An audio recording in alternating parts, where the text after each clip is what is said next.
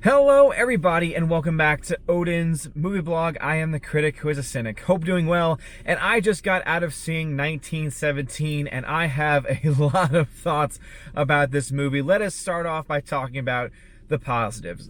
First off, the cinematography for this film, I honestly believe, is going to be studied in film classes for a very long time. Every single thing about the way this film is shot is truly miraculous. Obviously, it's been very well known that the attempt was made to make it look like it is one seamless shot. So you are following these soldiers on the journey that they're going. Basically, for the overall plot, it's a story of two soldiers that have to give a message to one of the front lines that an attack they are about to go on is actually a trap by the Germans. And so they have to go through hell and high water just to be able to deliver this message. And on top of that, one of the soldiers' brother is a part of this platoon that is about to go on this attack that they have to stop. All these things happen in between, and the entire time the camera is following them along. And seriously, Roger Deakins is one of the best, if not the best, cinematographer of all time. The way he's able to make the camera move in these almost seemingly impossible shots is something that definitely needs to be discussed, not just in film class, but I would say in popular culture as well. I mean, when you look and see a body of water and you're seeing the actors moving across it, and then all of a sudden the camera just seems to float across it while it's been in handheld mode the entire time, is just truly insane. Now, I will say that there are some critiques that I have of the cinematography, just a little bit, and that is that sometimes the handheld shots come across as a little too shaky, but that is pretty much the nature of handheld shots, and I think that for the most part, it's handled very well. But in all honesty, the wizardry that Roger Deakins has in this movie is just freaking flawless. I mean, there are these trenches that have to be, I don't even know how long it is. That's the other thing, too, that I have to say is amazing. The production design on this film is also freaking amazing. These trenches are like real trenches. Everything that you see on screen, everything that you see happen feels so authentic. You honestly feel like you are back at World War I. You are back in 1917. Everything from the uniforms to the guns being used to the trenches to the way that the trenches move, everything about it just seems so authentic. And the way that they're able to portray that with the camera moving through it, with people going in between yet somehow not bumping into the camera in this tight quarter. I mean, if you've ever seen a picture of a trench, you know it is a very, very tight space. The fact that they're able to move all of these actors through while at the same time having the camera work in the same time is freaking amazing.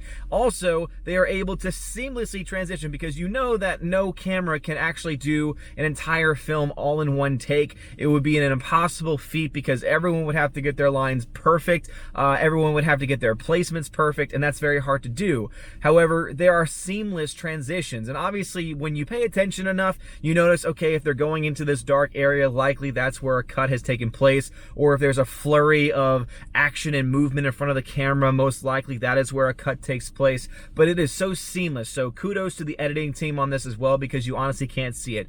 The one thing I think a lot of people might be critical of is the basic story with the basic characters, that you don't get a whole lot of development of the characters. But I can say, for as little lines as these characters have, I feel like you learn so much more about these characters compared to some other films that have come out recently. Dunkirk had a lot of criticism because there were really no characters being developed.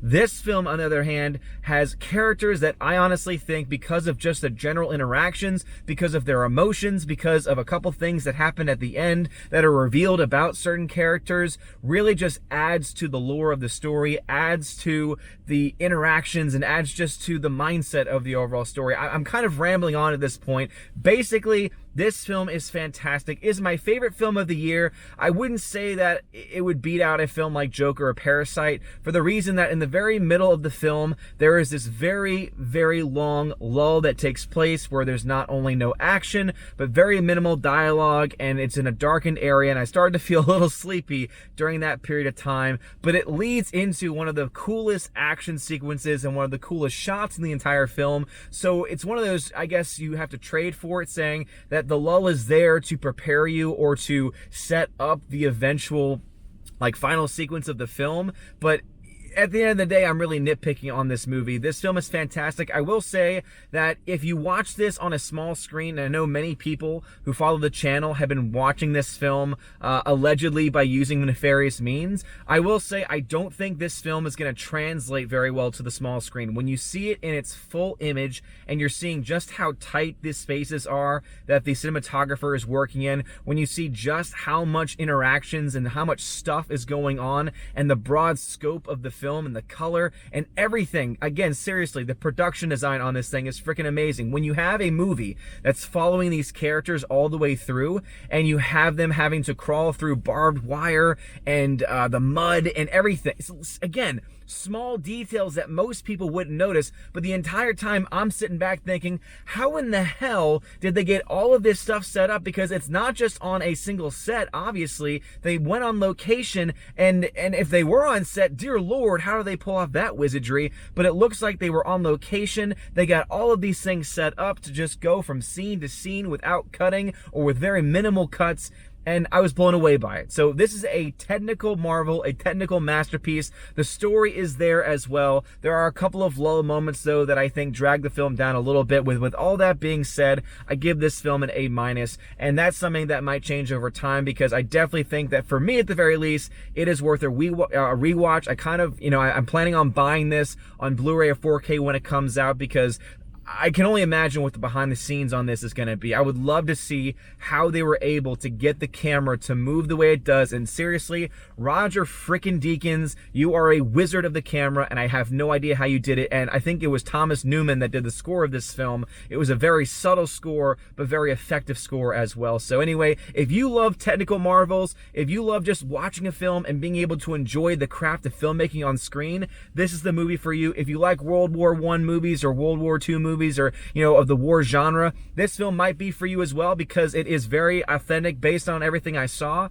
It is very authentic to the time period, and it doesn't cut any corners in that way. And I think if you're a fan of cinema in general, I think that this is a film for you. And a film in a year where we have films like Once Upon a Time in Hollywood, The Irishman, Parasite, Lighthouse. Even though I didn't like Lighthouse, I feel like this is definitely up there as far as being both one of the, I don't want to say the snooty hoity-toity type films where, people like me diving into the, cinematography and things like that, production design of all things.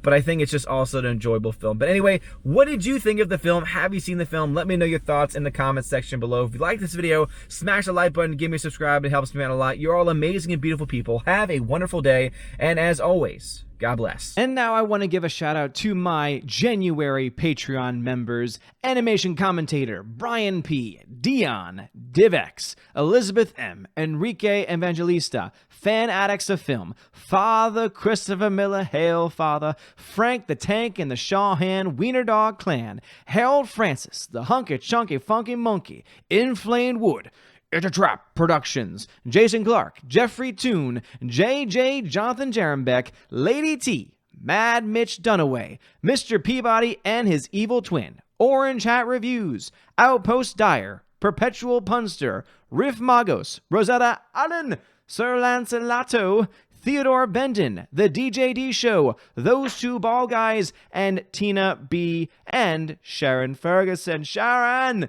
Thank you so much for being Patreon members. And of course, to my Subscribe Star peeps, Larry, Mr. Roy, Glinzer, G2 Cool 99, Darkstar 57, J. Alex McCarthy Jr., US 888209 Fast, Dean Heiss, Harold Francis, J-Rod the Beer Guru, Nevalan G. Adams, and ZK Man. Thank you so much for supporting me this month. You guys freaking rock.